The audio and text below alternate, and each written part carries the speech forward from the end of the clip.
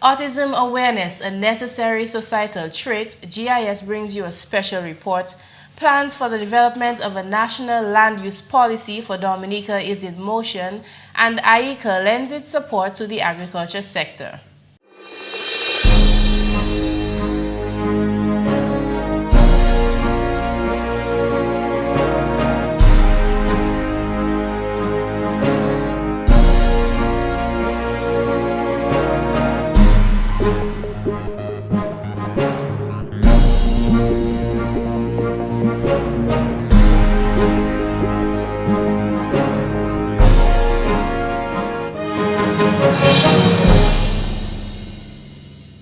Thank you for joining us for another edition of National Focus. I'm Tasia Floissac. And I'm Jarna. Hector. Stay with us for details of the headline stories and others after the break.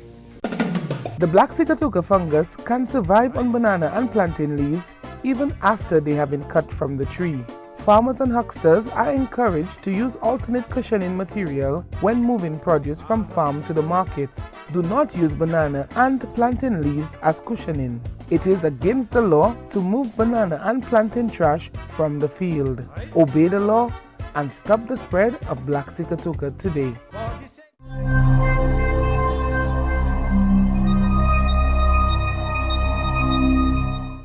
Welcome back. Plans to develop a national land use policy and to implement a national physical development plan project for Dominica are now in motion. The project, which is jointly financed by the Government of Dominica and the Caribbean Development Bank, will cover the management of land and physical resources in Dominica. The project is being spearheaded by the Physical Planning Division. Throughout the years, we have been having a lot of conflict between different land uses. People have been using lands for many different uses, and you will find that maybe they have not been using it in the proper way, or you have land use conflicts. People who have agricultural lands and then they want to subdivide it and sell it for residential purposes and tourism purposes. The land use plan and the land use policy will guide them as to what areas are suitable for settlement expansion, village expansion, and what areas should be preserved, what areas should be preserved for agricultural cultivation, and what areas should be protected, and even how to use the land. It also gives a vision as to, is a national vision as to how we should progress socially, environmentally, etc. The Government of Dominica has engaged consultants from Dillon Consulting Firm out of Canada to assist in the formulation of the land use policy. The development of the land use policy for Dominica will be done using a participatory method involving all sectors of society. In January, 2 Canadian consultants working on the project held meetings with local stakeholders in Dominica to get their input on the policy. They conducted a lot of site visits around the island to take a look at the different land uses and the conflicting land uses and the changing of land use, the settlements that have occurred and so on. And they have spoken to many of the stakeholders. They've spoken to many government ministries, government departments. They've spoken to just concerned people and stakeholders in the area all around Dominica, and they have so far gone back to Canada and they are beginning to prepare the national land use policy. The draft policy being developed by the Canadian consulting firm is expected to be presented to Cabinet for its approval by July 2014. Meanwhile, Kenneth Green has been contracted to design and implement a communication strategy for the National Land Use Policy and Physical Development Plan. National land use policy is a very inclusive subject. It pretty much involves everyone in the broader section of society, though there are stakeholders who are, I would say, a bit more involved from the viewpoint of being directly impacted by policy changes and regulations. In terms of disseminating information, we've started off by issuing press releases into the general public. And over the next few weeks, you will see and hear a bit more of me as I talk to the press release and kind of drill down into what is being said and what is happening, so that the general public can get an idea of what it is that the National Land Use Policy entails, and also how it is going to be implemented. In terms of the other methods out there, we're also doing some market research in terms of actually getting the feedback of the primary stakeholders, you know, the people like the surveyors, the architects, the lawyers. Because as I mentioned, the National Land Use Policy impacts us in every possible sector and parts of our private and public life. April 2nd, 2014 was the 7th annual observation of Autism Awareness Day. Only one day, but the entire month is set aside as Autism Awareness Month, and the color to draw attention to this cause is blue. Autism Awareness Day is only one of 4 health-specific health-related days designated by the United Nations. In a bid to make our own contribution to autism awareness, GIS News sought to bring you a special look at autism in our local society. The relevant local authority estimates that between 10 and 15 young persons are currently diagnosed with autism, most of who attend schools which provide for their needs. Beverly Libla, Dean of the Faculty of Education at the Dominica State College, has a background in early childhood special education. She is also very actively involved with children with special needs, including children with autism. Beverly also runs the Achievement Learning Center based in Goodwill. We cater for children with special needs and those who are at risk. We also provide support and supervision for a special education program at the CUM Primary School, where we cater for children who have autism. This program is practically 3 years old, and we started this program because some of the parents couldn't find a place to put their children, and persons had their issues in terms of inclusion, and they didn't feel like these students could really fit into the program. So we piloted the program. I initiated the program. So we had a teacher, we piloted the program, and so far it has been going very well. We have our challenges, but we have seen successes with the children. Statistics show that autism, the fastest growing serious developmental disability in the U.S., now affects 1 in 68 children and 1 in 42 boys. Boys because they are nearly 5 times more likely to have autism than girls. Autism is one of the 13 categories of exceptionalities. And basically it is on a spectrum. So you have the autism spectrum syndrome. So in autism, you have the full-blown autism. So these children who are just full-blown, who have all the characteristics based on the DSM-V, which is the diagnostic manual for children with special needs. Then you also have the Asperger's syndrome. The Asperger's syndrome, these children, although they display some of the characteristics of autism, but they in terms of their cognitive, they develop in their cognitive, but they have issues with their social skills. Autism is one of 5 pervasive developmental disorders. The term refers to a group of conditions that involve delays in the development of many basic skills. Most notable among them are the ability to socialize with others, to communicate, and to use imagination. Children with these conditions often are confused in their thinking and generally have problems understanding the world around them. There is no medical detection or cure for autism, and any child can be born with the illness. There is no way to anticipate the likelihood of any pregnancy producing a child with autism. Autism remains with a person for his or her whole life. This condition affects the brain's functions. The first signs usually appear before a child is 3 years old. People with autism often find societal interaction difficult, have problems with verbal and non-verbal communication, and demonstrate restrictive and repetitive behavior. Persons with autism also have a limited set of interests and activities. As a special needs educator, Beverly interacts daily with children with autism. We asked what a typical day is like at work. One of the things about working with special needs children that I always say, you have to have the passion. If you do not have the passion, then don't get into special education. Because you have to be dedicated, number one, And it calls for a lot of trial and errors. Sometimes even what you have in a textbook doesn't work. So you have to be forever creative. What is going to work?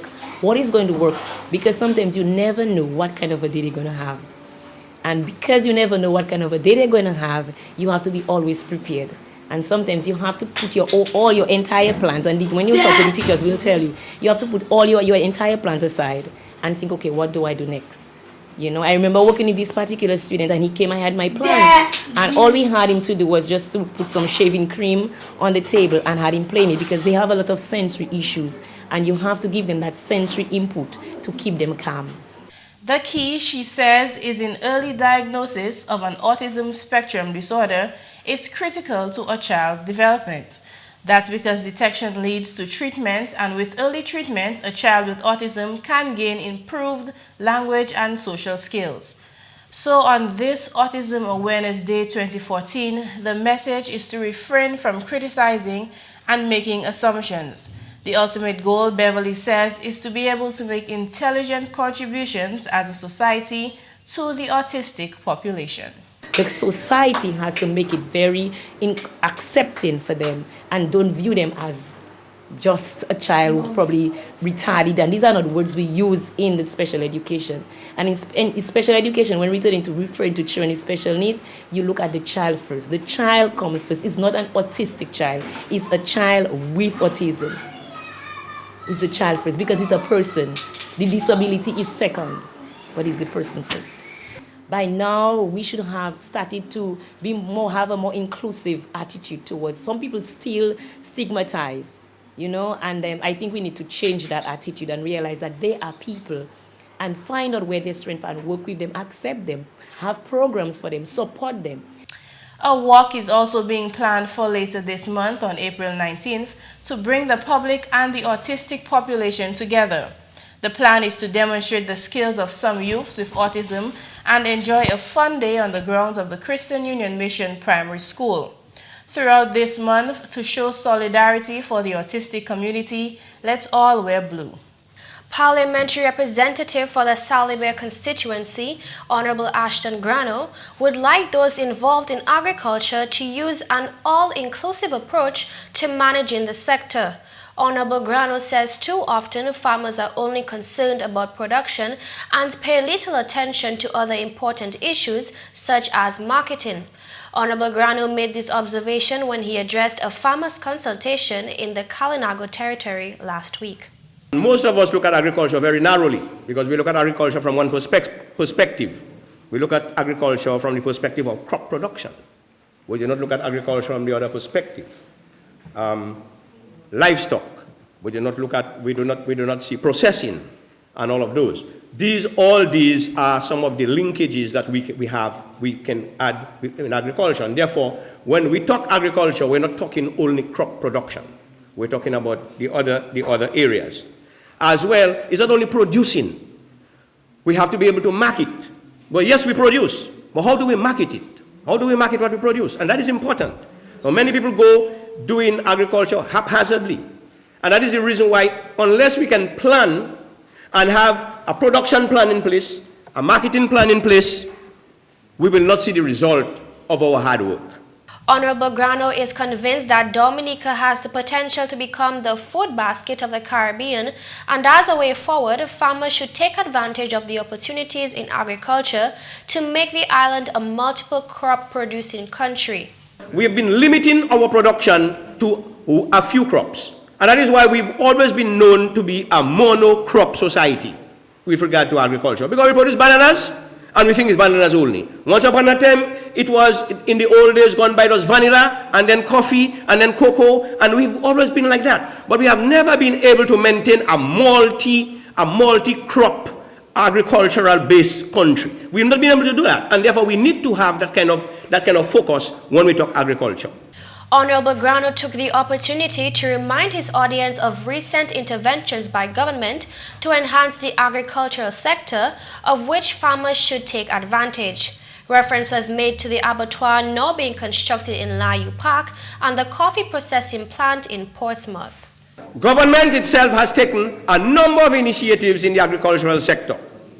However, I am not sure if we ourselves up here in the Kalinago territory and Atkinson are really into the whole business. For example, you have the agricultural investment unit that was set up. I don't know how many of us benefit from that, and that is an area we may want to look at. There's not much money in there, but then we receive money every budget. So that is an area we might want to plow into. Government right now we're doing the coffee plant in Portsmouth, and coffee production is essential.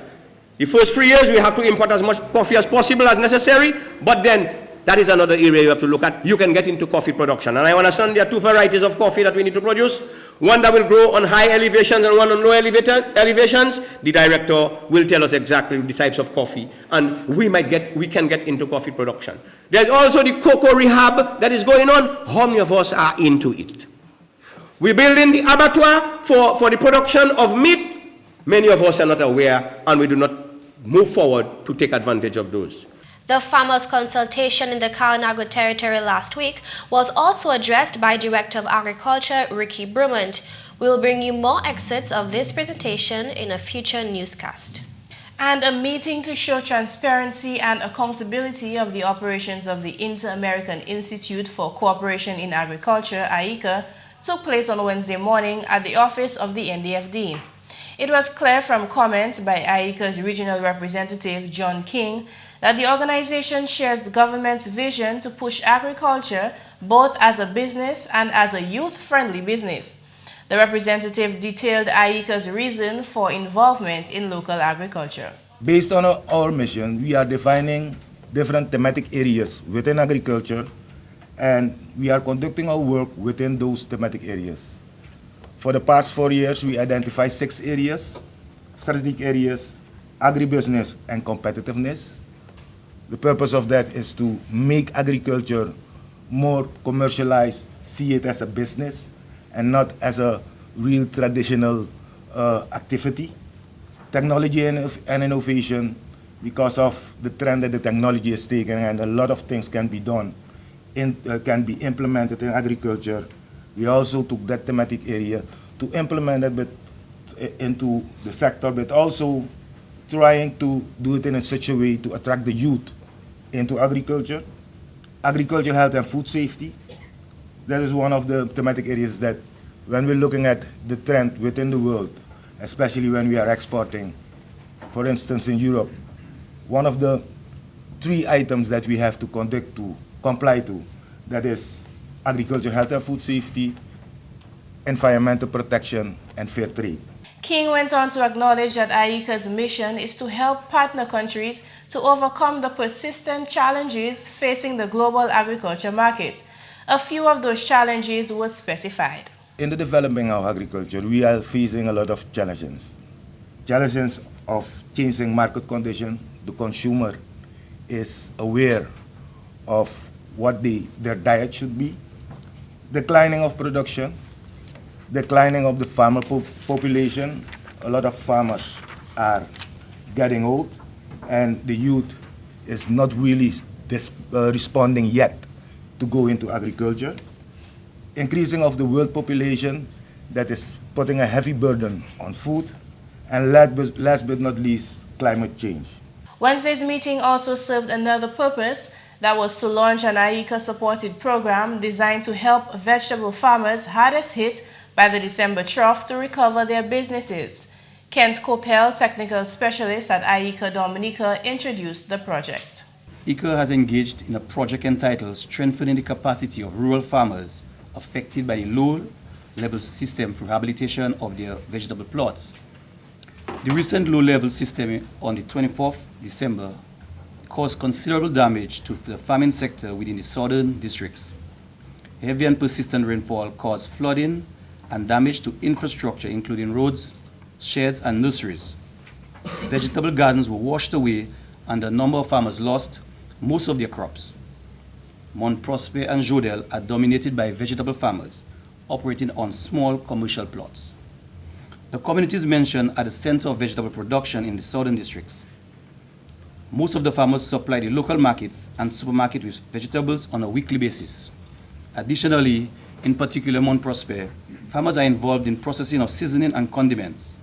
it is expected that a low production of seasoning and condiments as a result of the disaster will affect the processing of these commodities. A total of US $10,920 was identified for the task.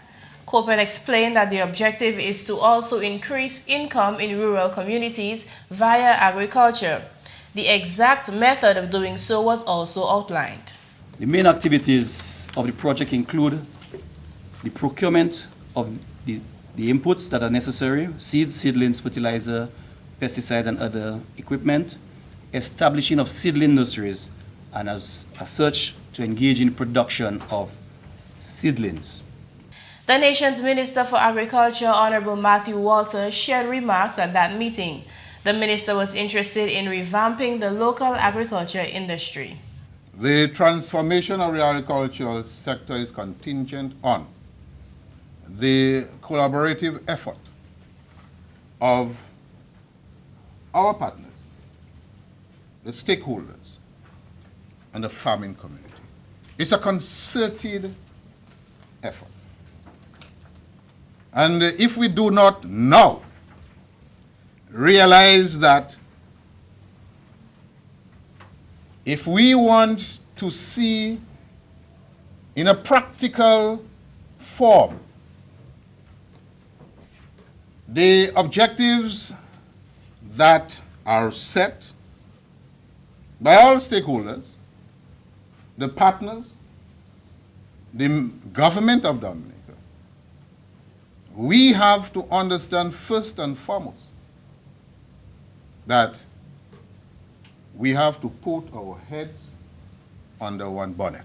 Reading from his statement, Honorable Matthew Walter noted that AICA is not new to the agricultural landscape of the island. For this, he says the government and people of Dominica are grateful. Last year, the government of Dominica is grateful to the efforts and interventions made by AICA in the area of assisting the Bureau of Standards with implementation of a farm certification program. AICA has also assisted with plant protection in the agricultural sector through the facilitation of training of spraymen in pesticide management and occupational health and safety practices, and the efforts done towards management of the black Sikatuka disease. The Ministry of Agriculture is particularly grateful to AICA, considering the particular interventions that it has made towards empowering and strengthening of women's groups in agriculture here in Dominica. I am aware of capacity development among our rural women in the areas of food production and agribusiness development. The forum ended with a discussion segment. GIS will bring you more in a subsequent newscast. And that's it for the English segment of National Focus. McPherson St. Luce is next with the Creole highlights. Allô tout le monde, bienvenue à cette nouvelle en créole. Non, moi, c'est McPherson St. Luce. Premièrement, l'organisation AICA tient un séminaire National Accountability. Ça, c'est bagaille qui a engagé et puis plusieurs secteurs agriculteurs qui ont participé à l'organisation salam mentionné pendant cette année pour ouvrir ce séminaire-là. Plusieurs officiers délivrés parole en parmi le ministère de l'Agriculture, Honorable Matthew Walter, chef AICA ici Ken Coupel, en parmi d'autres. Sinon, permanent secrétaire ministre de l'Agriculture Harold Gist, yon des secteurs tapé attention. Organisation ICA, qui travaille en affaires agriculture Dominique. Aujourd'hui, il y a un programme que vous avez regardé. Ça y a fait en Dominique pour l'année qui passée. Et bien, ça y a regardé, c'est que vous voulez faire un audit, un accountability analysis, ou quoi que ça. Et bien, vous voulez regarder ça y a fait, qui travaille qui passé en affaires agriculture. Et bien, comment vous ça ranger les choses qui partent tellement bien dans l'année passée. Mais plutôt pour garder qui travail qui fait avec femmes qui travaillent à la terre qui a fait agriculture. Avec ce programme là yo fait c'est pour travailler avec les femmes pour planter des oignons. Ça c'est un bagage qui neuf Dominique. Si l'on manière de parler, ça fait un travail très bien. Il a aussi parlé contre la maladie Black Cigar Toka. Il parlait aussi contre la manière de essayer de travailler avec Black Cigar Toka. Ça c'est une disease figue avec banane qui a affecté place là tout bonnement. C'est une mauvaise maladie. Il a dommagé plusieurs acteurs figues avec banane Dominique. Il a fait training programme par ces laboratoires avec pour montrer comment pour servir machine pour spray, comment pour ménager chimical parce qu'il fait ces bagages là on est pour porter précaution là on va servir chimical parce qu'il fait c'est en prison on ça il travaille avec farmers pour train yo ces bagages là. En autre nouvelle, 3 mois après National Employment Program lancé, officier gouvernement, c'est interns et puis mon employment assemblé en State College Dominica lundi pour visiter manière programme là qui marché. Programme ça là qui lancé en décembre l'année passée, qui a fait provision pour jeunes taper employement en secteur privé et public en divers États. Commandant secrétaire ministre employment Karen Privo fait parole que Forum Salam, c'est un plaisir que le ministre a conduit pour visiter le programme là. Ministre Santé, Tourisme et puis Aid Bank, c'est un parmi département employement qui fait représentation. Ministre employment, Honorable Dr. John Colin McIntyre, fait parole comme un gouvernement bien plaisir pour te lancer le programme là. Premier ministre Honorable Roosevelt Skerritt, qui a assisté interns là pour prendre le programme là sérieux, comme ça même qui est déterminé si vous continuez à dire. En autre nouvelle, le département quarantine a mis en place pour contrôler PAM pest qui a affecté Dawe Coco. Parole cela sur le chef département cela, M. Ryan Ansem. 2007, ça nous c'est fait Coco a venu jaune.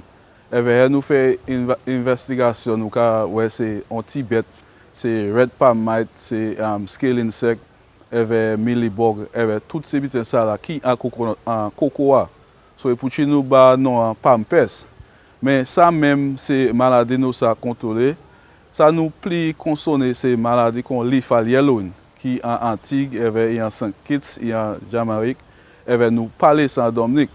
Et ça même lethal yellow même ça même ça détruit l'industrie cocoa dans 1 mois, 2 mois, 3 mois. Ça c'est une maladie qui est mauvaise avec Jamaïque. Ça fait millions de dollars de dommages en Jamaïque.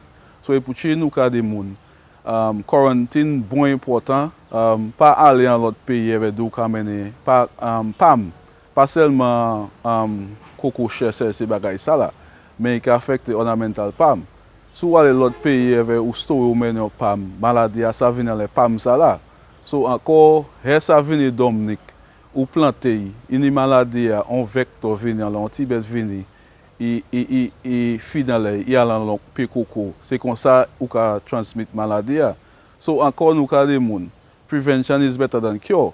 Et puis finalement ministère santé Honorable Julius Timothy qui a fait parole que le gouvernement Dominique a gardé pour manier avancer service santé en pays là même l'instant fait primaire pour peuple Dominique en collaboration et puis Social Security Dominique c'est une option gouvernement qui a exploré. Honorable Timothy fait parole cela pendant la conférence sécurité sociale au Dominique été lancée en Dominique lundi semaine là. Honorable Timothy dit gouvernement Dominique a dépensé 13% du budget national à ce secteur santé en Dominique. Il dit on le bagay qui affecte le budget en parmi life expectancy. Ça c'est monde qui vivre autant l'année et puis avancement maladie CNCDs, ça c'est maladie comme pisado et maladie comme ça. Et puis complications. Avant de ça, été organisé par Inter-American Conference on Social Security en collaboration et puis PAHO. Messieurs, mesdames, ça c'est tout pour Nouvelle Créole pour à présent. Moi, c'est McPherson, Luce. Au revoir. Is it better to eat raw or cooked carrots? Stay with us to find out.